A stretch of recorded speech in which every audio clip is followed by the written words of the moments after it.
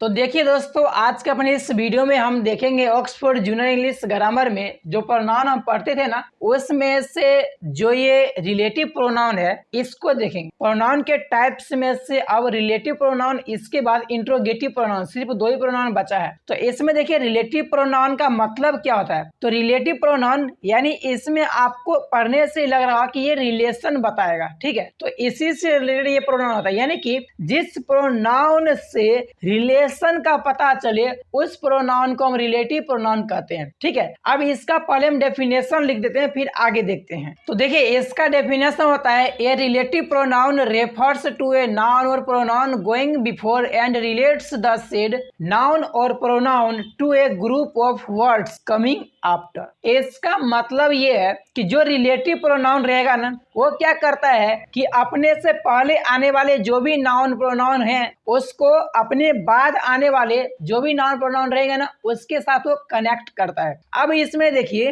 इसका कहना सिर्फ इतना है, जैसे देखिए यहाँ पर हम कुछ इसके स्ट्रक्चर से बताते हैं। जैसे कि अगर यहाँ पे रिलेटिव प्रोनाउन है, ठीक है, तो इसके पहले जो भी नाउन होंगे, प्रोनाउन होंगे, इसको और इसके बाद जो भी नाउन प्रोनाउन से पूरा वर्ड बनेगा ना, इस पूरे सेंटेंस को क्या करेगा, ये रिलेटिव प्रोनाउन आपस में दोनों को कनेक्ट करेगा। तो इसको ही रिलेटिव प्रोनाउन कहते हैं। अब इसमें देखिए जो ये रिलेटिव प्रोनाउन है ना, इसके पहले आने वाले जो भी नाउन होते हैं उसको हम एंटेसेडेंट कहते हैं। लेकिन कुछ रिलेटिव प्रोनाउन होते हैं, इसको भी देख लेते हैं। तो ये रिलेटिव प्रोनाउन, आरपी मतलब रिलेटिव प्रोनाउन समझ लीजिएगा, ठीक है। तो देखिए इसका क्या होता है, इसमें सबसे पहले हु मींस कौन, ये हुआ। विच, हुज, हुम, हु, विच, हुज, हुम, व्हाट, और होता है एक डेट। तो ये सब जो प्रोनाउन है ये सब रिलेटिव प्रोनाउन होते हैं, ठीक। अब इससे हम कुछ सेंटेंस बनाते हैं। एग्जाम्पल में, दिस इज द बुक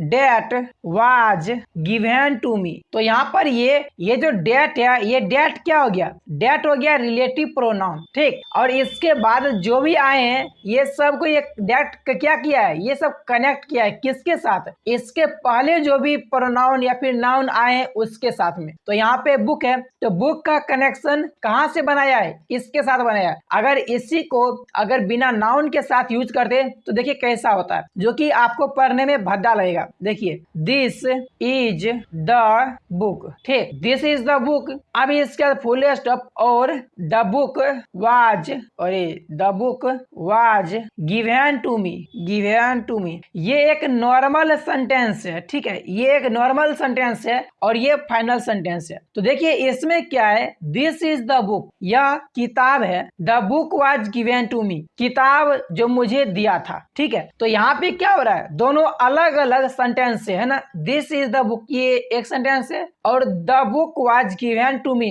ये दूसरा सेंटेंस है। और इस दोनों सेंटेंस को जोड़ने का काम इसमें देखिए क्या किया है, डेट किया है। तो डेट क्या हो गया, ये हो गया रिलेटिव प्रोनाउन, ठीक है। तो वही तो कह रहा है डेफिनेशन में। तो ये क्या करता है, जो पहले आने वाले नाउन होते हैं या प्रोनाउन होते हैं उसका रिलेशन अपने बाद आने वाले जितने भी नाउन या प्रोनाउन पूरे जो ग्रुप ऑफ वर्ड में आए हुए हैं उन सब के साथ रिलेशन स्थापित करते हैं। तो उसको हम क्या कहते हैं, रिलेटिव प्रोनाउन कहते हैं। अब इसी में ना एक चीज, एक एग्जांपल और देखते हैं। यहाँ पर हम एक नेक्स्ट बनाते हैं हु से, ठीक है, हु। तो देखिए यहाँ पे हु से क्या बनता है, दिस और दिस लिखते हैं। The boy who is playing is my friend. तो इसमें देखिए यहाँ पर the boy who is playing is my friend. तो यहाँ पर जो हु है ये क्या करता है, ये हु इस बॉय का यानी इस बॉय को, और हु के बाद आने वाले is playing is my friend, यहाँ पे डी होगा, इज फ्रेंड, इन सब को एक साथ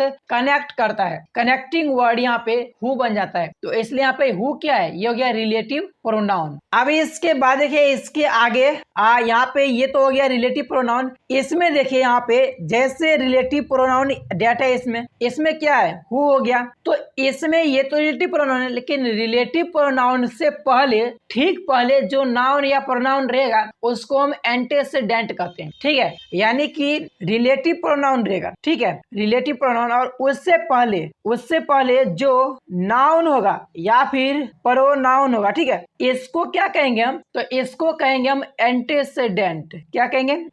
ANTECEDENT, एंटेसेडेंट। ठीक है, ये ग्रामेटिकल टर्म है। ग्रामेटिकल टर्म में उसको क्या कहेंगे? एंटेसेडेंट। तो अगर आपको पूछा जाए कि इसमें यहाँ पे हु है, हु से मतलब बोला जाए इस सेंटेंस में, ठीक है, the boy who is playing is my friend, तो इसमें एंटेसेडेंट कौन है? तो यहाँ पे क्या हो जाएगा? बॉय, ये क्या हो जाएगा? एंटेसेडेंट। उसी तरह से अगर पूछा जाए this is the book that was given to me, तो इसमें यहाँ पर एंटेसेडेंट कौन है? तो ये हो जाएगा बुक। यहाँ पे क्या हो जाएगा? बुक। ये हो जाएगा एंटेसेडेंट। क्यों? क्योंकि रिलेटिव प्रोनाउन के ठीक पहले आने वाले नाउन है। अब देखिए इसमें ना कुछ और चीज होते हैं। जैसे देखिए इसमें आप देखते होंगे, इसमें क्या होता है? रिलेटिव प्रोनाउन में रहता है हु, विच, हुज, हुम, व्हाट, दैट, ये सब रिलेटिव प्रोनाउन है। लेकिन जो विच का प्रयोग होता है ना, विच का यूज कब होता है? तो इसको हमने नॉट में लिखते हैं। ठीक है, इसको हम नॉट नंबर 1 बना करके उसके बाद लिख देते हैं।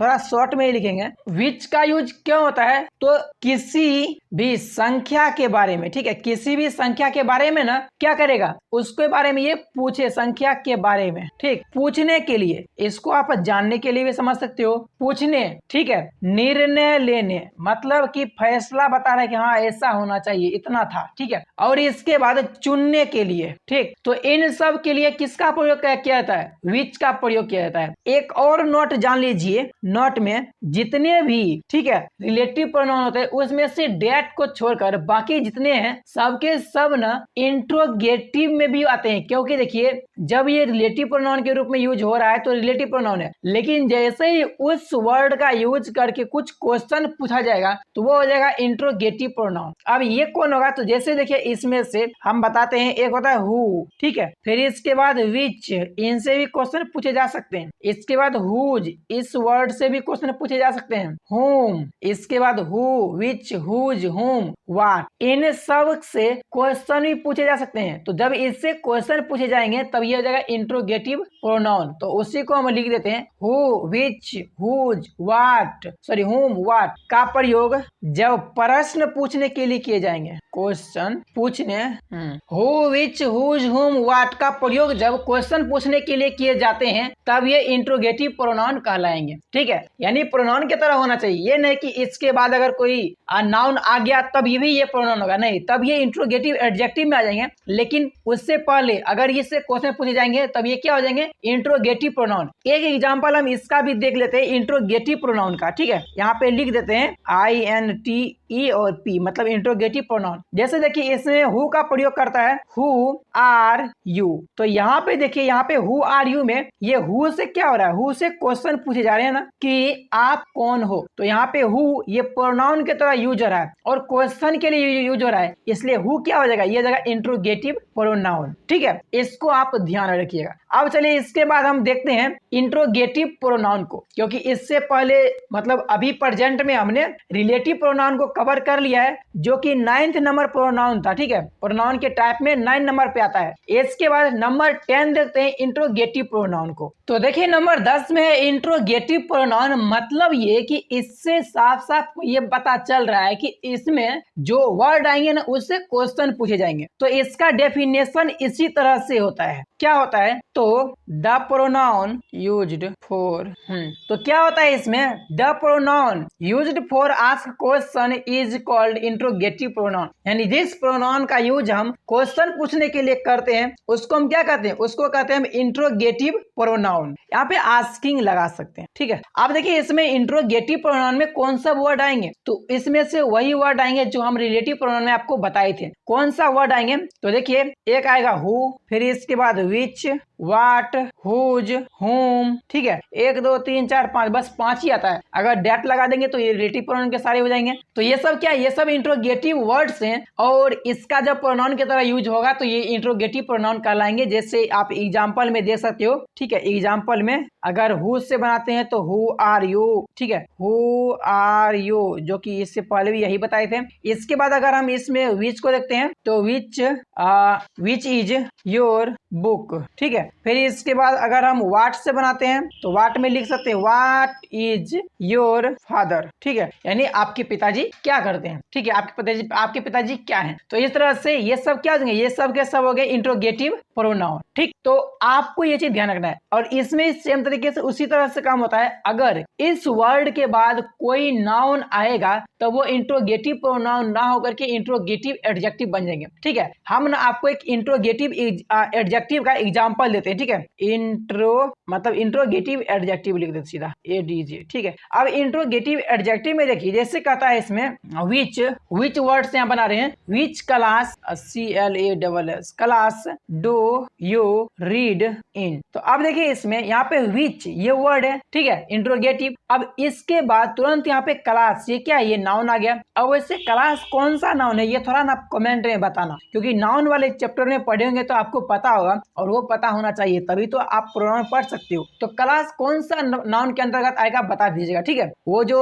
5 टाइप्स के नाउन होते हैं ना उसके हिसाब से बनाना, ठीक है, ये कंटेबल अनकंटेबल वाला के नाम से नहीं। तो देखिए यहाँ पर विच क्या हो गया, यहाँ पर इसमें विच हो जाएगा इंट्रोगेटिव प्रोनाउन, ठीक है। तो बस इतना ही था। तो इस तरह से आप इंट्रोगेटिव प्रोनाउन को समझ सकते हो। और इसमें हमने क्या भी इसमें और क्या पढ़े हम, रिलेटिव प्रोनाउन के बारे में, ठीक है। तो इस तरह से प्रोनाउन का जो भी डेफिनेशन था, टाइप्स था, ये सब हम पढ़ चुके हैं, ठीक है, पूरा खत्म हो गया। तो अब बताए एक्सरसाइज। तो अब अगले वीडियो में हम एक्सरसाइज को सॉल्व करेंगे। तो इस वीडियो में इतना ही रहने देते हैं, मिलते हैं आपसे नेक्स्ट वीडियो में। अगर कोई डाउट हो, वैसे डाउट नहीं होना चाहिए क्योंकि इसमें उतना कुछ हार्ड था नहीं, ठीक है, लेकिन अगर फिर भी आपको डाउट होता है तो कोई बात नहीं, आप पूछ सकते हो, ताकि उस डाउट को क्लियर करके आप अच्छे से इसको समझ सको। बाकी चलिए मिलते हैं नेक्स्ट वीडियो में। वीडियो पसंद आया हो तो लाइक कीजिएगा, जो भी आपकी इच्छा हो, वीडियो के बारे में जो भी आपकी राय हो कमेंट कर सकते हो। बाकी मिलते हैं नेक्स्ट वीडियो में, तब तक के लिए bye bye and love you all.